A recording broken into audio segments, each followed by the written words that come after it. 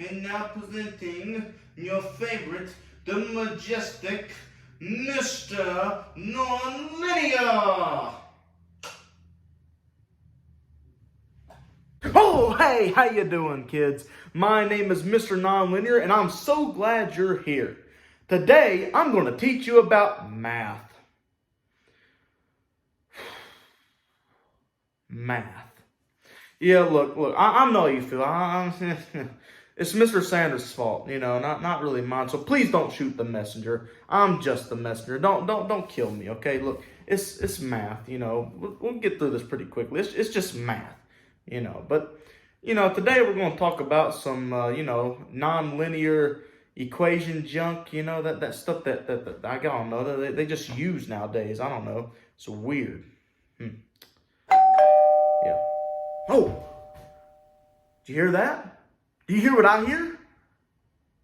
It's the doorbell. Looks like we got a letter. Pop, pop, pop, pop. We just got a letter. We just got a letter. We just got a letter. I wonder who it's from. Let's see who it's from. Looks like it's from Starfleet Command. Probably some weird Trekkie fan sent this, but I'll read it anyways. Here's what it says. In an attempt to time travel, the USS Exit Prize made a trip around the sun, surpassing warp 10. After the starship reached the other side of the sun, a comet suddenly crashed into the metal carcass. Unfortunately, the intersection resulted in a collision between our noble ship and the sun. The USS Enterprise's coordinate path was identified as y equals x squared minus x minus 2, and the comet's path was identified as y equals x minus 3. Your mission is to find out the intersection point between the USS Exit Prize and the comet. Disclaimer: don't use technology. If you do, you die because of death. This seems like a really serious matter. Nah, it's probably not. I could care less, to be honest. It's Starfleet. Who cares? Wait. What does that say on the paper? Hold on a second. $10 reward. Okay, I'm in. $10, I'm in. Let's do this. All right, let's crack this open. But first, I have to clear the board. Abba Kazam. That didn't work.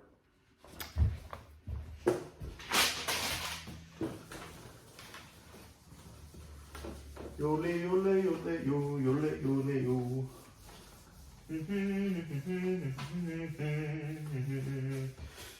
Voila. Okay.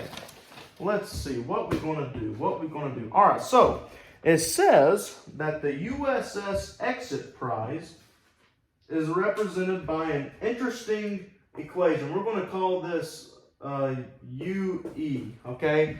We're going to call this UE. And here's the equation. Y equals x squared minus x minus, you guessed it, 2. You probably didn't guess it, but it's okay. And then the comet, we're just going to call it C, is y equals x minus a 3. Yeah, that's right. Oh, that's a terrible 3. Hold on a second. And it says x minus 3. Well, ain't that something? No, it's not. All right, so these are the two equations we're going to be working today. So what's our goal? What's our mission? Well, apparently, I believe that the best way we can solve this is by graphing. And by graphing without technology. Because they said we'll die if we use technology. So we better not use technology. So we're going to solve this by graphing. So how do you do that? Well, I think the easiest route we can take right now is by starting off with graphing our quadratic equation. Graphing our quadratic equation. So how do we do that? Well, I'll show you. So we have y equals x squared minus x minus 2. The only way that we can graph this out of our small, little, grain-like brains is by doing something called X factor. Now, this is not from the X-Men movies, okay? This is from whatever crazy guy wrote these standards. So, we're going to do something called the X factor. And what we do is at the top of the X, we have to do A times C, and the bottom of the X is B. Now, for those of you who did not know, X squared is A, negative X is B, and negative 2 is C. It's A, B, C. 1, 2, 3. Okay, anyways. All right, A, B, C. So A times C, what is this? Negative 2 times 1. So that would be negative 2. I'm going to move that A. That's confusing me for some reason because of my weirdness. Anyways, okay. Then B is negative 1. Now, here's where it gets a little bit slippy, okay? So, on the sides, we have to figure out two numbers that multiply to equal negative 2 and that add to equal negative 1. I will give you 2 seconds to think of two numbers. Okay, time's up. So, here's the numbers I'm thinking we should do. We should do negative 2 and 1. Why is that? Negative 2 times 1 equals negative 2. Negative 2 plus 1 equals negative 1. So, now that we have those two numbers, what we have to do is we have to make them into fractions. And we have to put the A of the equation underneath them. Why is that? Because we do. That's why. All right, so what is A? It's 1. So that's negative 2 over 1, and that is 1 over 1.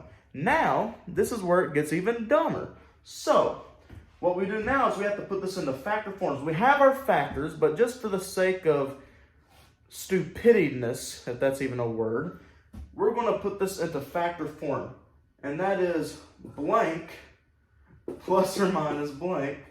Well, you know what? I'm not going to confuse you because, you know, we're all dumb. So might as well not confuse you. Because if I confuse you, it confuses me. You see, I just made a confusing statement to just prove that point. All right, anyways, factor form. So, negative 2 over 1. So this bottom number is going to represent the variable that we're trying to find, which is x. So 1x, and then we'll do minus 2. We're going to take that top number and shoo-doop, and right there. You see what I did? Hope you did, because if you didn't, then you're going to fail in life. Okay, so then the next one, we have x plus 1, because I should have looby. Okay, so now we have x minus 2 and x, I don't know what that is, plus 1. Yeah, that's right. Look at me, I'm messing myself up. Okay, there we go. X minus 2, x plus 1. Now we have to get the factors out of that, which we've kind of already done, but it's okay, we'll do it again. So x minus 2, x plus 1. So here's what we got to do next. We have to drop this x minus 1 into x minus 2 into x minus 2 equals 0. And we're going to take this one and we're going to do x plus 1 equals 0. Now if you move that over there, that is x equals 2. If you move a dat over a there, that is x equals negative 1. You see what I did there? I did plus 2 to get us 2. I did minus 1 to get us minus 1. Oh, okay. Anyways, so now we know that x equals 2 and negative 1. What does this mean? This means we already have two halves of 2 points. We have the x's of 2 different points that are going to be part of this quadratic thing, okay? So, x equals 2 and x equals negative 1. Now, we're going to do something that is not as trippy, and that is we're going to plug this in to the equation we've been using this whole entire time. So dandy indeed, isn't it? Okay, so, what we want to do, what you're going to do when they come for you. All right, I'm sorry, I have ADD. Okay, so, what I'm going to do is I'm going to erase all this, so I'll give you a second to screenshot it. Okay, there's a second. Now I'm going to erase it.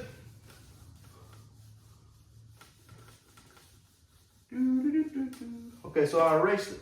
All right, we have x equals 2 and negative 1. And just so that we don't forget about it, we're going to keep our factors up here too, or in factor form of this equation, which would be x minus 2 and x plus 1 right there. We're going to keep that there for future purposes. Okay, so, all right, let's plug this back in. Okay, y equals x squared minus x minus 2. So what are we going to do? All right, we're going to plug in these x's. We have two different x's, so that means we're going to do this 2 times. So we have y equals 2 squared minus 2 minus a 2. What's funny is there are 2's, but it happens 3 times. Coincidence? I think not. It's not even a coincidence. Anyways, as I was saying, we have 2 squared minus 2 minus 2. Why is that, Caleb? Well, because I'll plug this 2 in to the x's that live in Texas. All right, anyways. So, 2 squared equals 4, minus 2 equals 2, minus 2 equals a boom, 0. It equals 0. Okay. So now we know that one of our y's equals 0, right? So we can go and put y equals 0. Now let's plug in the other x. Y equals negative 1 squared minus negative 1 minus 2. Let's see what that equals. Negative 1 squared equals 1 minus, or not minus actually, these minuses come together at a plus. So 1 plus 1 equals 2. 2 minus 2 equals 0. Well, ain't that dumb? Huh. Okay, so now we have x equals 2, x equals negative 1, and we have y equals 0 and y equals 0. Let's put them together. Okay, so that would be, here's 2 points that we have so far. That'd be 2, 0, and that would be negative 1, 0. Why is that? Well, I plugged the 2 into this equation and it equals 0. So that's 2, 0. Then I plugged in the negative 1 into this equation and it equals 0. So it's negative 1, 0. Those are 2 of the points that we know for sure are plotting, not its depth, but are plotting for this thing. Okay, so now that we have 2 definite points, we're going to have to find some more points because of one law of mathematics, and that is Mr. Sanders told me to. So, we're going to find some more points, but before we do that, we need to find our y-intercept so that we know how far up or how far down we want this thing to go on our graph. So, how do we find y-intercept? Well, we have to go back to our factors, and that is, let's see, that's x minus 2 and x plus 1, right? That's our factor form of that thing up there. So, how to do that? Well, first I want to make sure that you know that both of these are a multiplicity of 1, which will be important whenever we get to graphing. So, all right, x minus 2 and x plus 1. How do we find y-intercept? Well, simply we have to times negative 2 by positive 1, which equals 49 billion. No, I'm joking, it doesn't. It equals negative 2. So, the y-intercept, we're just going to put that up here, y-int equals negative 2. Okay, so here's what we have so far. Y-intercept equals negative 2. We know that 2 of our definite points is 2, 0, and negative 1, 0. That's what we know so far. So now we're going to find some more points for the quadratic formula. But we're not only going to do that, we're also going to find some points for our comet, for our linear equation, which is not written up here yet, but I'm about to write it. How are we going to do that? Well, it's very simple. Very simple indeed. We're going to do a T-chart, but guess what? It's not just any old regular T-chart. Nuh-uh. It's not a dat, but no, it is a dat. It's an H-chart. I don't know why, but it is. It's an H chart. And I'll show you exactly what we're going to do. So, Let's see. All right, so here's going to be our chart. We're going to have x, y1, and y2. Okay, let me explain. This x is going to be representing y1, and it's going to be plugging into, or let me rephrase that. X is going to be plugged into y1, and it's going to be plugged into y2. And how are we going to identify that? Well, we're going to say that the UE is y1, okay? And we're going to say that the C, which is our comet, is going to be y2, which is y equals x minus 3. Remember that. y1 is the USS exit prize, and y2 is the comet. Now the x, we're just going to keep it the same for both of these because we're just plugging this in. This is kind of like an input-output kind of situation. So with x, we already know that we have a 2 and we have a negative 1, right? So what we're going to do is we're going to put those in the chart, but we're going to do, let's say this, we're going to do one before and one number after between our range, meaning we'll go, here's our number range. We're going to do negative 2 to 3. I'll show you what I mean. So let's go. Negative 2, negative 1, 0, 1, 2, 3. Yeah, we'll just leave it like that. Negative 2, negative 1, 0, 1, 2, 3. Those are going to be our inputs. Now let's look at our outputs, okay? This is very, very important. So let's put our input into Y1, which remember is the United Starfleet thing. You know what I'm talking about, the USS exit prize. So let's plug in our input. So that would be negative 2 squared minus negative 2 minus 2, right? So negative 2 squared, let's see what that equals. That equals 4, right? So 4 minus negative 2, which is actually 4 plus 2, equals 6. And then 6 minus 2 equals 4. So Y1 is 4, I think. Okay, so we plugged in negative 2, and we got an output of 4 for the United Starfleet thing. Okay, so we got 4. Now, what I'm going to do is I'm going to go ahead and plug in the rest of them so that we can save time, and I'll catch back to you later after I plug these in. Let's go.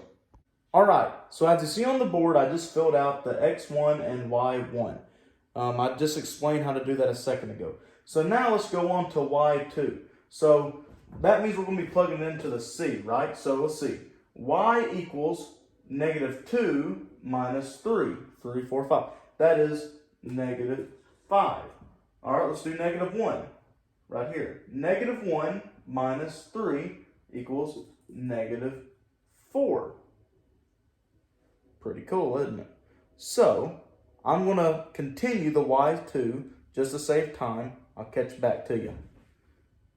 Okay, I just finished plugging in the X1, or actually it's really just X. I plugged in the X to get Y2, so I plugged it into this equation. I got negative 5, negative 4, negative 3, negative 2, negative 1, and 0. So now what we're going to do is we're going to plot these points on a graph, and we're going to see at which point do both of these equations intersect at. Which place do they intersect? Let's find out.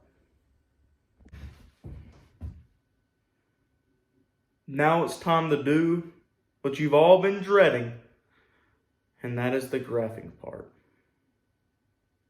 Yeah. Apparently that's the only way we can figure this out now.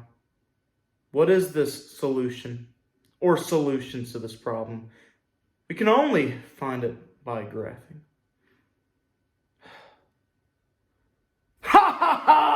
I'm joking. You don't have to use graphing to figure this out. This is still technically doing it by graphing, but you don't have to actually plot it on a graph to figure out what your solutions are. We have a table. Actually, the table holds the key. The table has the answer. Let's look at it. Let's figure it out. So you know what? You don't have to use that. No, you don't have to use no graph anymore. Praise the Lord. Okay, so let's look at this table and let's see what's up. and what's sus. Okay, I'm joking. There's really nothing sus about this except the fact that it's math. Anyways, all right, so let's look at this table and let us figure out a pattern. Okay, I just want us to look for a pattern. Let's look at it. Okay, let's look. -2, 4, -5. -1, 0, -4. 0, -2, -3. 1, -2, -2. There's a pattern. 1, -2, and -2. Now remember, this x is not talking about the x-axis, and this y is not talking about the x-axis. No, remember, this whole entire H chart is talking about points. It's talking about points for the UE and for the C, you know, the ship and the comet. That's what this table's about, right? So if that's what it's about, how about we put it in point form, if you will? So what would this whole section right here, what would this be in point form, I guess you could say? Well, for the UE, which is the exit prize, that would be 1, -2, right? So let's see. 1, -2, because, you know, it uses the same x and it uses y1. Now for the comet, we're just going to call that C. It uses the same x, but it uses y2. Well, what is it? X is 1, y2, -2. Don't you see it now? 1, -2, and 1, -2. Think about it. If the parabola, which is what the UE is, and the comet, you know, which is a slope, think about it. If this U shares 1, -2, and this C has 1, -2, ... what does that mean? It means they intersected. If they both have similar points, if they both have the exact same points, that's a solution. If this U has 1 point and this slope has 1 point, and those 2 points equal each other, then that means that 1 point is a solution. In this case, it is the only solution. One solution. Because if you look at this table, there ain't nothing else. It's only 1, -2. So let's think about it.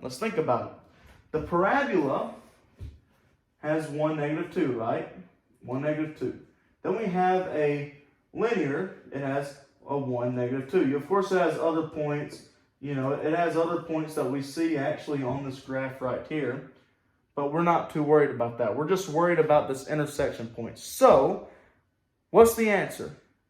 Where did the USS Exit Prize and the comet interact? Collide. Had a collision. Well, my friend, I have one answer, and one answer alone. And that is this. 1, -2. 1, singular sensation. Okay, we're not going to sing. Then 2 tickets to paradise. 2 tickets to paradise. Yeah, so 1, 2, right? Yeah. 1, -2. Messed up. 1, -2. 1, -2. 1, -2.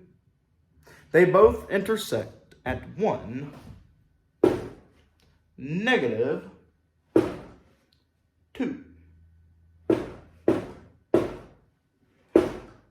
Thanks for watching.